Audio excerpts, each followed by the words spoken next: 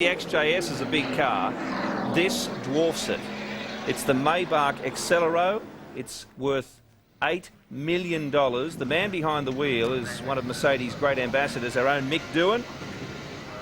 351.45 kilometres an hour was clocked at the Nardo Speed Bowl in Italy. 5.9 litre twin turbocharged V12 engine. Mick, this is something special. Can you hear me?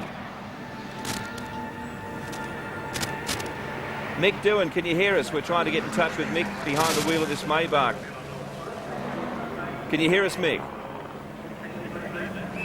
Unfortunately, we can't get communications at a time that I would have liked, because that view of skyline would have been something special. We'll give it one more crack. Mick Doohan, can you hear us? Yeah, I've got you there now, Billy. Mate, this is, I know you're not allowed to go as fast as this thing will take you, but it must be something special. It's a huge car. What's it like to drive?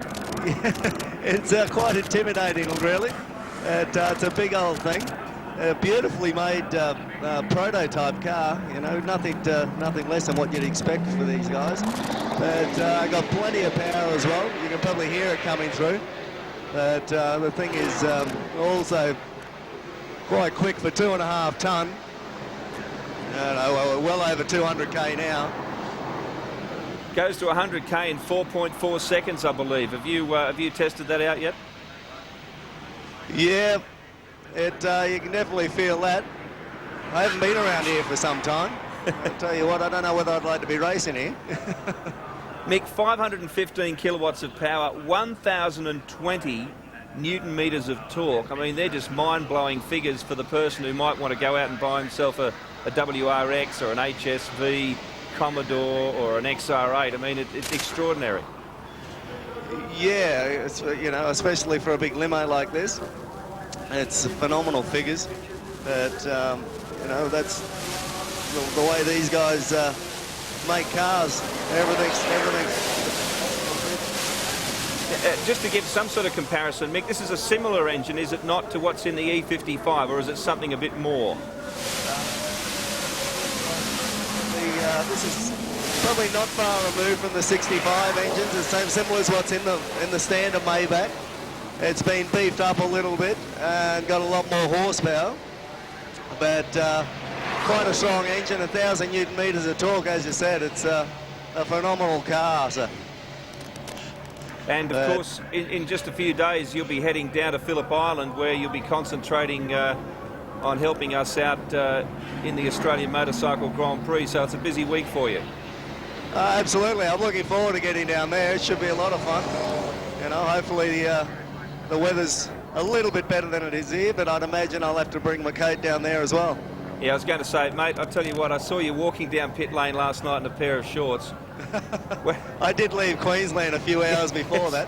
Really forgot to pack the right gear. It was about a 20-degree temperature difference, wasn't it?